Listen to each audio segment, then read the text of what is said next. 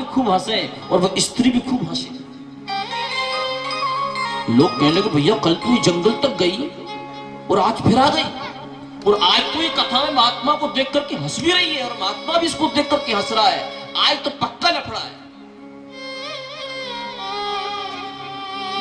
आज इसका पीछा नहीं छोड़ेगा। तीसरे दिन की कथा जैसी पूरी हुई, मत भगाओ भैया, कोई भगवान का रूप है, बैठने दो, कथा सुनने दो, सुनने दो उसको, कथा भी सुनने दो, वो भी सुनेगा।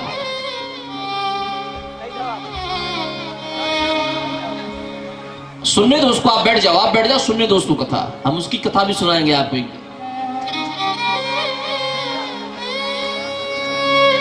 आप तो शांति से कथा सुनो।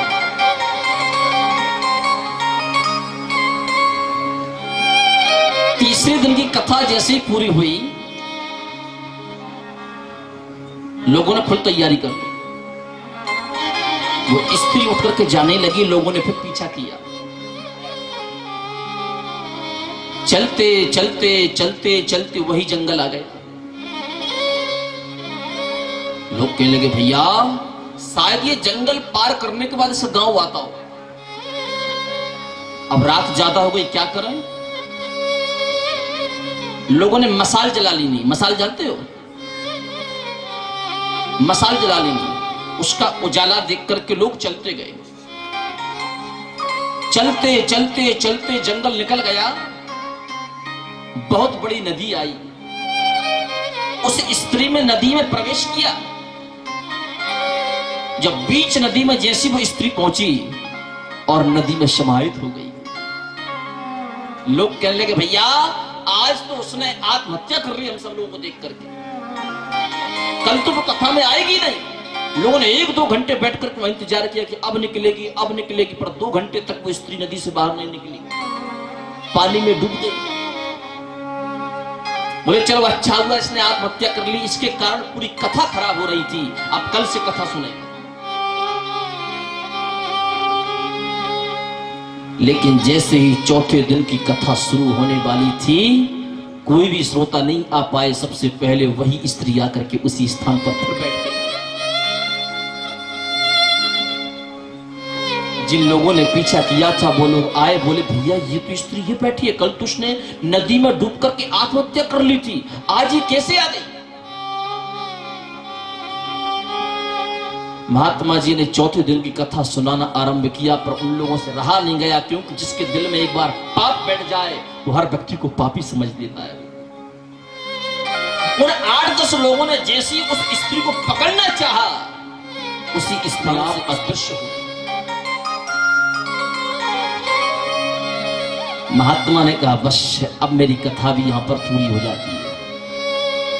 कथा तो मैं 7 दिन की सुनाने के लिए आया था, लेकिन 4 दिन में तुमने मेरी पूरी कथा कर दी। महात्मा भी व्यासपीठ को प्रणाम करके चल दिए। कहने का भाव क्या है कि केवल मनुष्य ही कथा सुनने को नहीं आता, किसी के रूप में कोई परमात्मा, कोई ईश्वर, कोई देवता, कोई पितृ रूप धारण करके कथामृत का पान। इसलिए आपके नगर में 7 दिन में जितने लोग भी कथा सुनने के लिए आए, सबका सम्मान करना, किसी का अपमान मत करना। यदि पांडाल में कुत्ता आकर के बैठता है तो उसे भी लाठी मत मारना, पता नहीं कौन रूप में कौन कथा सुनना चाह रहा है।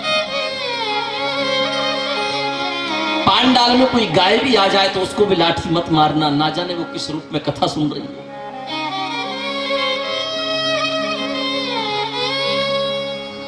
तुलसी इस संसार में सबको मिलिए था, ना जाने किस भेष में नारायण मिल जा।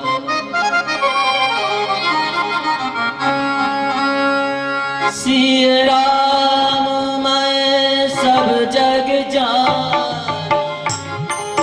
सिया राम मैं सब जग जानी, सिया राम मैं सब जग जानी, करहु प्रणाम करहु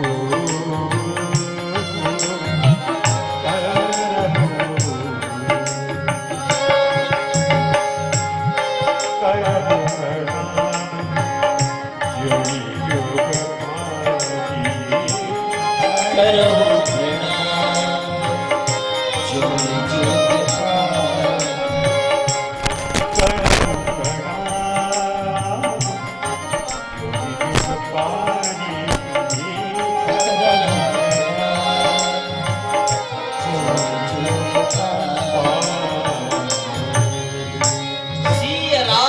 सब जग जानी करहु प्रणाम जोर जुगमानी। सभी को प्रणाम करो, सभी को नमस्कार करो, सभी का सम्मान करो।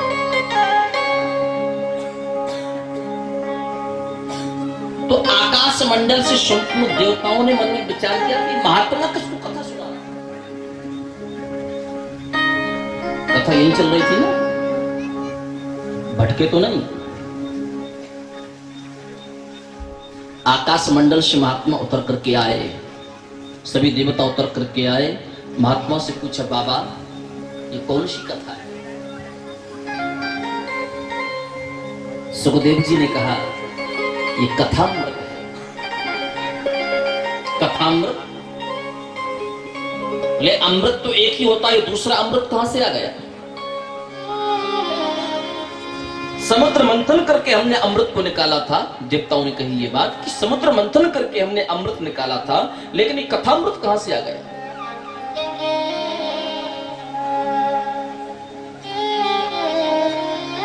सुखदेव जी ने कहा, नहीं, अमृत विषय अलग है और कथामृत विषय अलग है।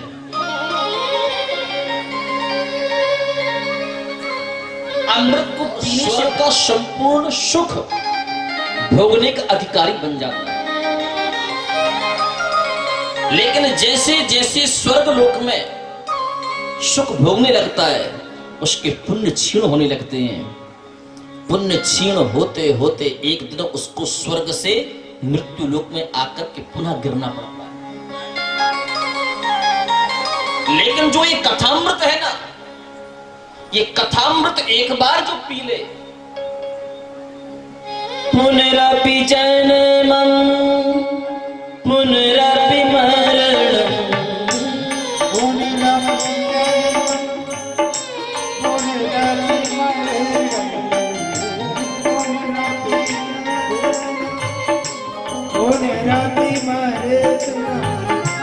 पुनरपि जननी पुनरपि जननी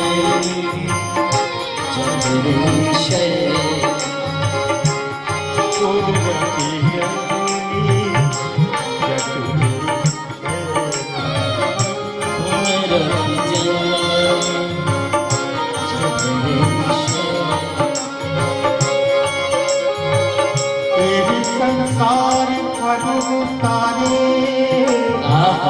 कृपा पाहि मुरारे पुनरपि जननी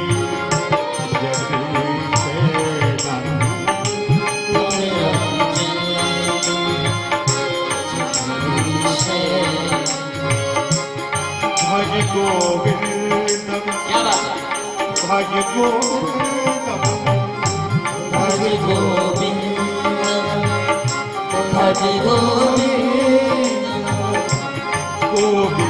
गोविंदम। देवताओं ने कहा कि इस अमृत की आप अदला बदली करो। समझ रहे हैं ना आप लोग कि हमसे अमृत ले लो और अमृत के बदले में आप हमको कथामृत दे दो।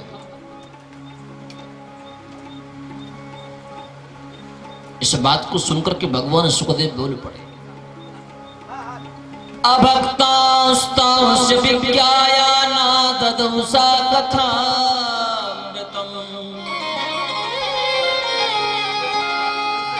श्रीमद्भागवती वार्ता सुराणाम अपि दुर्लभा।